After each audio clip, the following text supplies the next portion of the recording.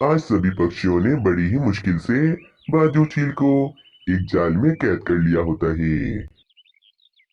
बहुत हुआ जो हमने इस जालिम चील को पकड़ लिया।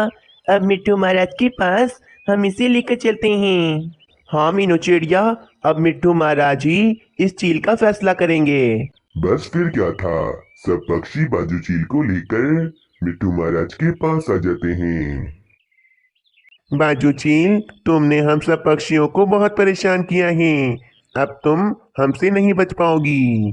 मिट्टू महाराज, मैं जानती हूँ कि मैंने सब पक्षियों को बहुत परेशान किया है, परंतु अब मैं माफ़ी भी मांगती हूँ। आप सब पक्षी मुझे माफ़ कर दें। मैं आइंदा कभी भी किसी पक्षी का भी मांस नहीं खाऊंगी। नहीं मिट्टू महाराज, ये चील झूठ कह रही है।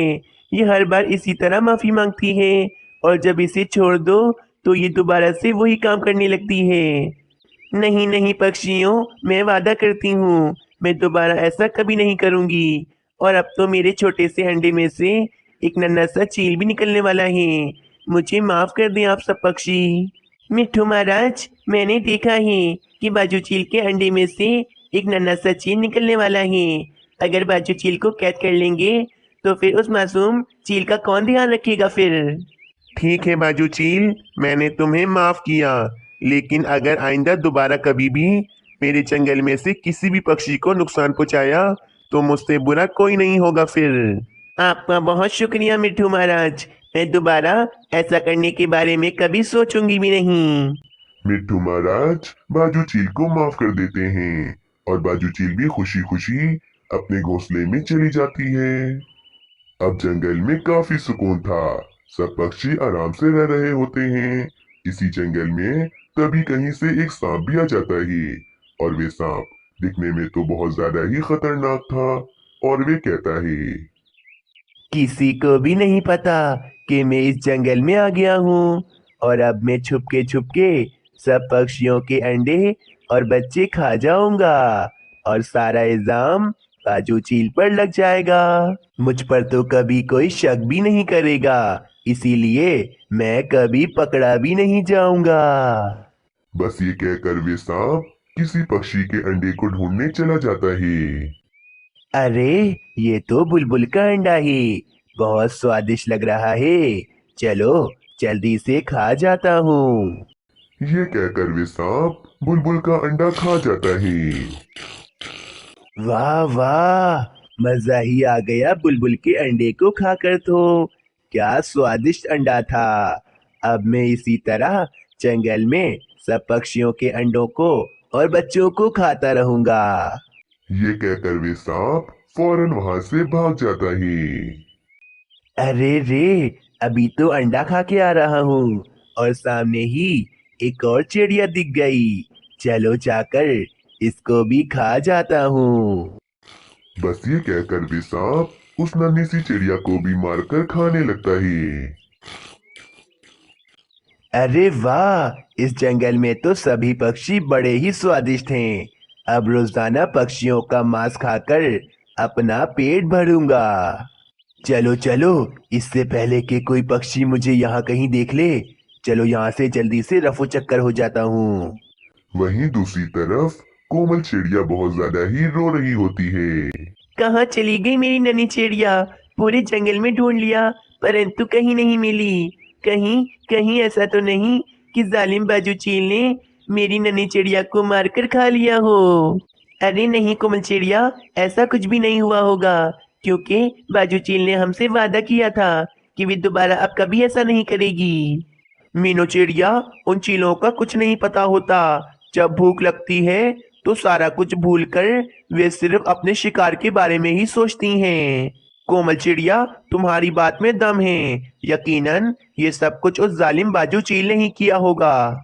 मैं तो कहता हूँ कोमल चिड़िया, तुम्हें फिर से अपनी बेटी को पूरे जंगल में ढूंढना होगा, क्योंकि हम इस तरह बाजू चील पर इल्जाम नहीं लगा सकते हैं। हाँ कोमल चिड़िया, हम सब पक्षी मिलकर तुम्हारी बेटी को ढूंढेंगे। यकीनन सब कुछ ठीक होगा। बस अब रोजाना ही वे जालिम सांप किसी न किसी पक्षी का अंडा या फिर उसके बच्चे को मारकर खा जाता था। और ये बात किसी पक्षी को पता भी नहीं लग रही थी। सब पक्षी तो यही समझ रहे थे कि ये सब कुछ मैं जालिम बाजू चील ही कर रही है।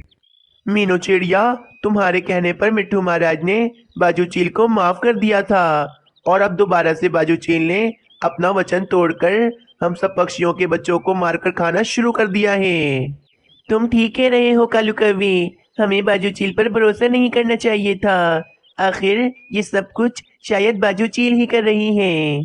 बस अब हमें मिट्ठू महाराज के सैनिकों के साथ बाजू चील के घोंसले में जाना होगा ताकि हम दोबारा से बाजू चील को कैद कर सकें। थोड़ी ही देर के बाद मीनू चिड़िया और कालू कौवा मिट्ठू महाराज के दो सैनिकों को लेकर बाजू चील के पास चले जाते हैं।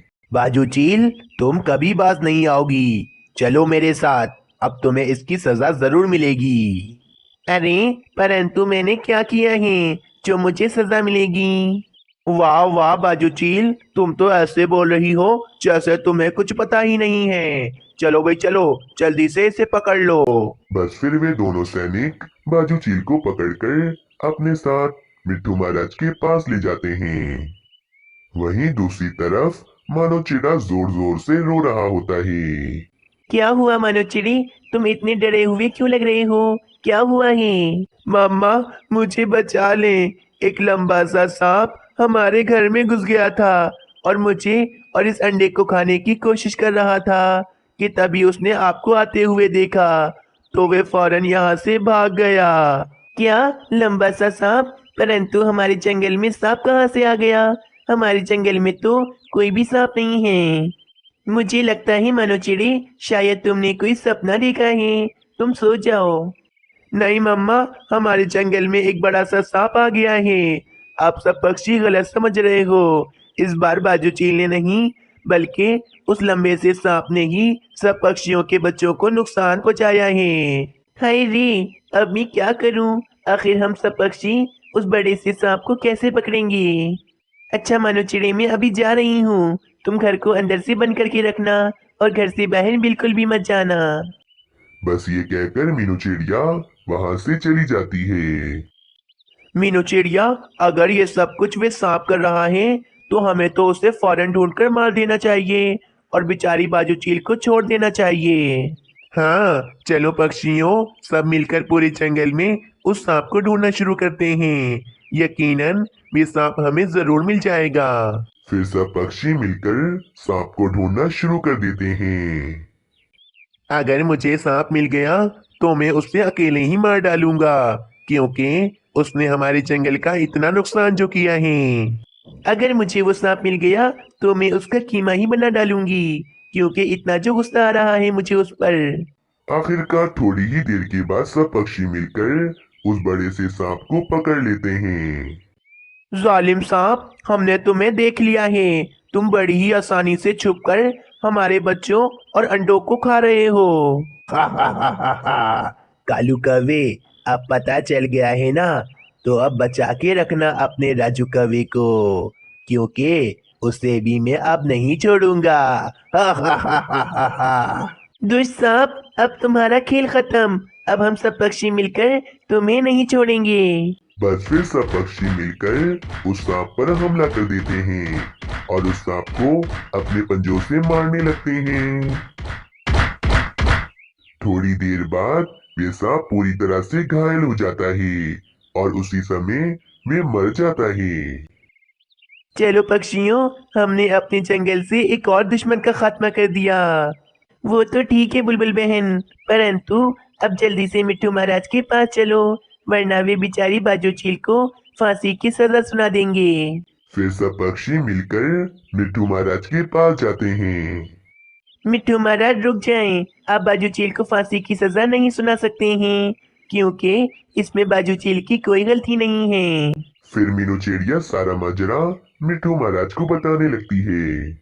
चिड़िया, मुझे यकीन था कि एक दिन सच्चाई सबके सामने आ जाएगी और मैं यहाँ से छूट जाऊंगी। बाजू चील, हमें माफ कर दो। हमने बिना सोचे समझे तुम पर इतना बड़ा इल्जाम लगा दिया और तुम्हें कितनी ज्यादा परेशानी भी हुई। बाजू चील, मैं तुम्हें बाइज्जत रिहा करता हूँ। जाओ, जाकर अपनी जिंदगी जियो। बस फिर बाजू चील खुशी खुशी अपने घोंसले में चली जाती है और अब सब पक्षी दोबारा से अपने जंगल में सुकून से रहने लगते हैं। आज कालू कौवा काफी सालों के बाद मिट्ठू महाराज की कैद से आजाद हुआ था, इसीलिए कालू कौवा बहुत ही ज्यादा खुश था। कालू कौवे, मैंने काफी सालों के बाद आज तुम्हें पिंजरे से आजाद किया है। जाओ, जाके अपने परिवार से मिल लो। लेकिन हाँ, आगे से कभी भी कोई गलत काम नहीं करना, वरना मैं दोबारा से तुम्हें पिंजरे में कैद कर दूंगा और तुम्हें कभी भी पिंजरे से आजाद नहीं करूंगा। और फिर कालू कौवा खुशी खुशी अपने परिवार से मिलने के लिए चला जाता है। कालू जी, मुझे तो यकीन नहीं हो रहा, इतने सालों के बाद तुम अपने घोंसले में वापस आ गए हो। रानी, आज मुझे मिट्ठू महाराज ने आजाद कर दिया है। आज से मैं आजाद हूँ। मेरा जो मन करेगा वो मैं करूँगा। कालू जी, तुम भोजन चुराते हुए पकड़े गए थे, इसीलिए मिट्ठू महाराज ने तुम्हें इतने सालों तक पिंजरे में कैद रखा था। लेकिन आज से तुम कभी भी किसी भी पक्षी का भोजन चोरी नहीं करोगे। मैं इस मिट्ठू महाराज को तो सबक सिखाकर ही रहूंगा। मिट्ठू महाराज ने मुझे इतने सालों तक पिंजरे में कैद रखा था। मैं मिट्ठू महाराज से अपना बदला तो लेकर ही रहूंगा। कालू जी, अब कोई ऐसा वैसा काम मत कर देना कि मिट्ठू महाराज दोबारा से तुम्हें पिंजरे में कैद कर दें। हाँ ठीक है रानी, चलो मैं अभी चलता हूँ। मुझे अपने दोस्त बबलू कौवे से मिलने के लिए जाना है। और फिर ये कहकर वे कालू कौवा अपने दोस्त बबलू कौवे के पास चला जाता है। अरे कालू कौवे मेरे दोस्त, तुम आजाद हो गए। मुझे बहुत ज्यादा खुशी हो रही है। हाँ मेरे दोस्त बबलू कौवे, मुझे मिट्ठू महाराज ने आज ही आजाद कर दिया है।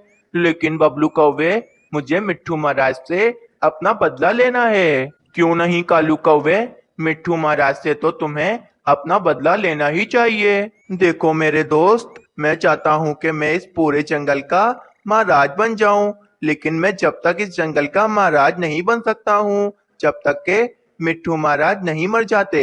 मैं तुम्हें 2 भोजन से भरी पोटलियां दूंगा। तुम्हें मिट्ठू महाराज को जंगल से बाहर ले जाकर मार देना है और सभी पक्षियों को आकर कहना है कि मिट्ठू महाराज को एक चील खा गई है। ठीक है मेरे दोस्त कालू कौवे, अगर तुम मुझे 2 भोजन से भरी पोटलियां दोगे तो मैं ये तुम्हारा काम जरूर करूंगा। ठीक है, पहले तुम ये काम करो, उसके बाद मैं तुम्हारी दोनों भोजन की पोटलियां तुम्हें दे दूंगा। और फिर बबलू कौवा मिट्ठू महाराज को मारने का मंसूबा बना लेता है और वे फौरन मिट्ठू महाराज के पास चला जाता है।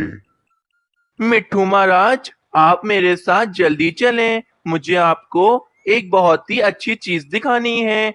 अगर थोड़ी सी देर हो गई तो वे चीज वहां से चली जाएगी। पर बबलू कौवे, वे क्या चीज है जो तुम मुझे दिखाना चाहते हो? बताने का वक्त अभी नहीं है, आप मेरे साथ जल्दी से चलें। अच्छा अच्छा ठीक है बबलू कौवे, चलो सैनिकों, मेरे साथ चलो। मिट्ठू महाराज, सैनिक को तो साथ वो ले जाते हैं जो डरते हैं। क्या आप भी डरते हैं मिट्ठू महाराज? नहीं बबलू कौवे, मैं किसी से भी नहीं डरता हूँ। तो फिर आप सैनिकों को साथ मत ले जाइए, वरना सब यही समझेंगे कि आप तो बहुत ज्यादा डरते हैं। और फिर बबलू कौवा मिट्ठू महाराज को लेकर अपने साथ चला जाता है। बबलू कौवे, ये तुम मुझे कहाँ ले आए हो और तुम मुझे कौन सी चीज दिखाने लाए हो? यहाँ पर तो कोई भी ऐसी चीज नहीं है। और फिर बबलू कौवा फौरन मिट्ठू महाराज को पहाड़ की चोटी से धक्का दे देता है। अब मिट्ठू महाराज का खेल खत्म हो गया है। अब मैं जंगल में जाता हूँ और सभी पक्षियों को कह देता हूँ कि आज से जंगल का नया महाराज कालू कौवा है। और फिर ये कहकर वे बबलू कौवा जंगल की तरफ चला जाता है।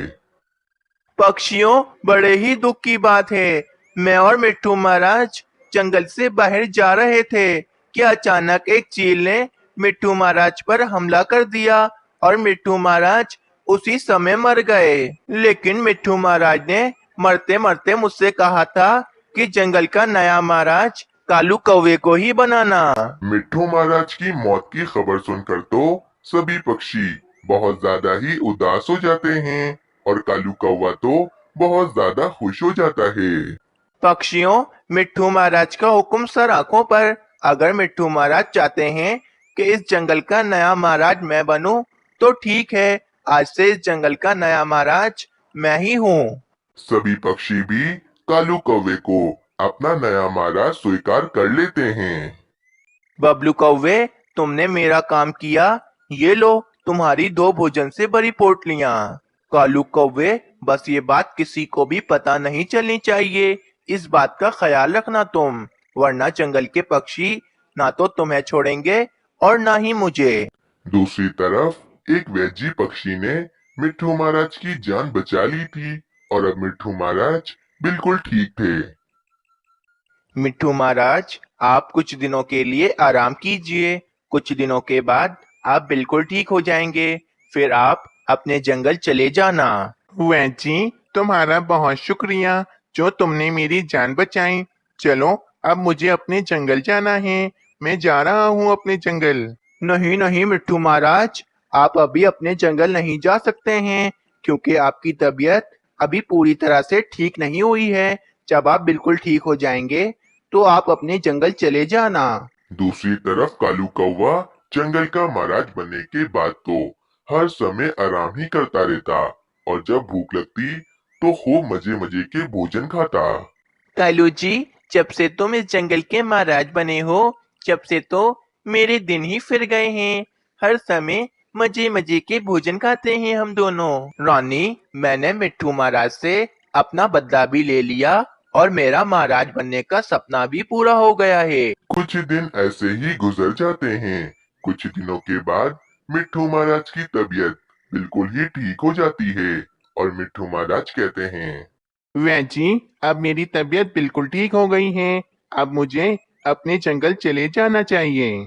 हाँ मिट्ठू महाराज, आपकी तबीयत बिल्कुल ठीक हो गई है, अब आप अपने जंगल जा सकते हैं। और फिर मिट्ठू महाराज खुशी खुशी अपने जंगल चले जाते हैं।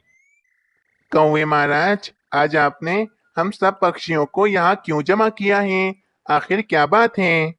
पक्षियों, बात यह है कि मैंने फैसला किया है, जो तुम सब पक्षियों को मानना ही होगा। कौवे महाराज, आपने क्या फैसला किया है, बताएं हमें। मैंने ये फैसला किया है कि आज के बाद मेरे जंगल में तुम में से कोई भी पक्षी नहीं रहेगा। तुम सब पक्षी अपना अपना सामान लेकर मेरे जंगल से निकल जाओ, क्योंकि इस जंगल में अब कौवा और कौवी ही रहेंगे। मैंने काफी सारे कौवा और कौवियों को अपने जंगल में बुला लिया है। अब से वे सब कौवा और कौवी मेरे जंगल में रहेंगे, इसीलिए सभी पक्षी अपना सामान बांधकर जंगल से निकल जाएं। पर कौवे महाराज, हम इस जंगल को छोड़कर कहाँ जाएंगे? इस जंगल के अलावा हमारे पास रहने के लिए और कोई भी जगह नहीं है। वो सब मैं कुछ नहीं जानता हूँ, मैं इस जंगल का महाराज हूँ। मैं जो भी आदेश दूंगा वो तुम सब पक्षियों को मानना ही होगा। चलो निकल जाओ मेरे जंगल से। बस कालू कौवे, बहुत हो गया तुम्हारा। तुमने मेरे जंगल के पक्षियों को बहुत तंग किया है, लेकिन अब मैं वापस आ गया हूँ।